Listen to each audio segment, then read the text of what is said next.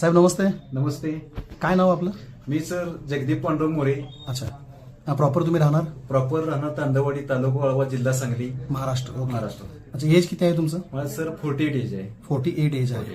अच्छा, तुम्ही समर social foundation कडून कोणते प्रोडक्ट घेतले होते? मी सर अँटॉक्स डी आणि अँटॉक्स टी असे 2 प्रोडक्ट घेतले. हा अँटॉक्स डी आणि हा अँटॉक्स अँटॉक्स टी टी घेतला ना. अच्छा, कशासाठी म्हणून घेतले होते? माझी गेले वर्षभर शुगर खूपच जास्त होती. मला बरं. 2011ला जशी शुगर डिटेक्ट झाली हा.